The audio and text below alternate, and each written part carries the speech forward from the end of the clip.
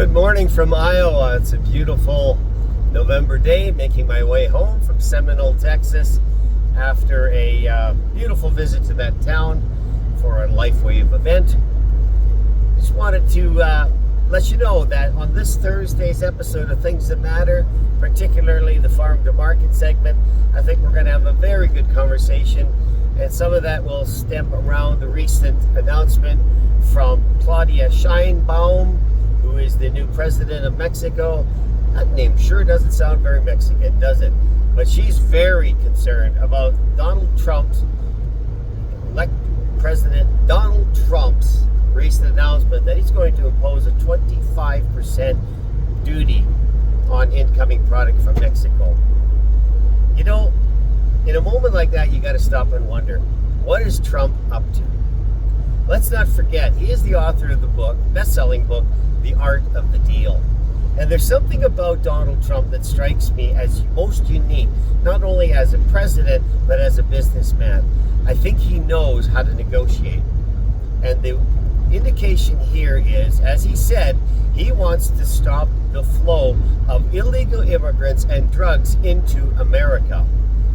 Now, I don't know about you, but there's something very redeeming and very noble about a president, about a leader of a country that says, we're serious about our own citizens, we're serious about the state of affairs as it relates to drugs and the betterment of people's lives in America, not only financially, but socially, physically, and particularly in their health and the destruction that is wreaked by illegal drugs entering a country.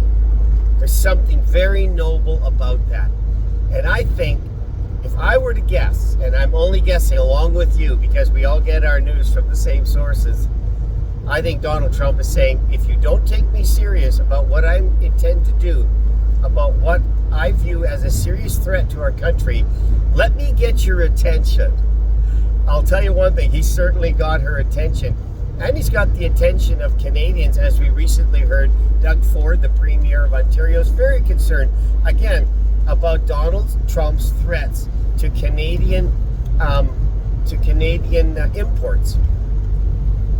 Again, America has been ravaged by its own people and by countries that put a carrot out to it that says, bring your production here, bring your manufacturing here, bring the jobs here. You can produce your product for less money here and then take it back to America and sell it at exorbitant profit margins.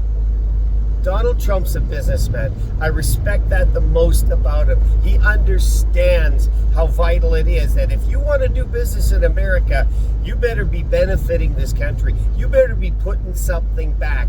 Wasn't it the slogan of Biden, Build Back Better? How did that happen in 4 years? It didn't happen. You know it didn't happen. America is in worse condition than it was 4 years ago when Trump left office. So here's what I know, and here's what I think is true. Donald Trump is serious as a heart attack when he makes announcements like that, because everybody wants to do business with America. It is the largest economy in the world, the largest that has ever been created, the most successful in many ways society that has ever existed, the most technologically advanced society, the hotbed of technology and creativity and ingenuity. Why is it that people are constantly trying to get into America? It is in many ways the land of milk and honey. And I admire a president. God, I wish we had a leader in our country, Canada, that would know how to stand up for Canadians and saying, I'm going to defend not only the rights of Canadians, but the betterment of Canadians so that we as a country can make ourselves stronger. You see, when you are a strong country, you can lead more effectively. America has been weakened in the last 4 years. It was strong when Trump left office.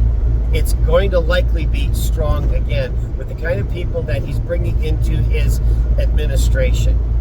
Tough negotiators, tough people that aren't going to give up anything until they get something. That is the art of the deal. So I look forward to seeing how this is going to play itself out.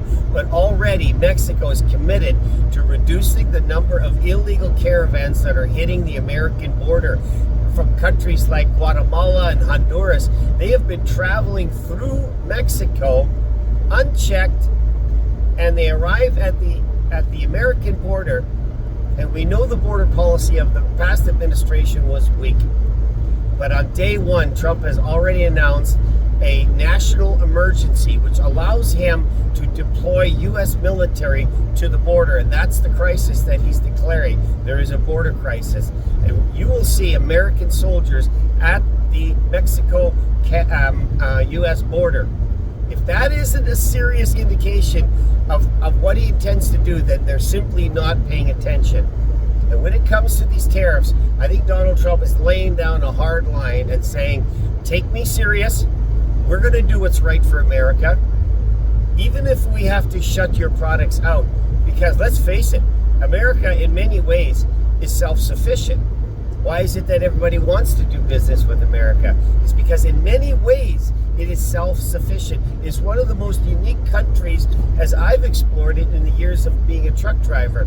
How much this country can produce is amazing. The state of California alone produces 80% of the produce that is consumed by America.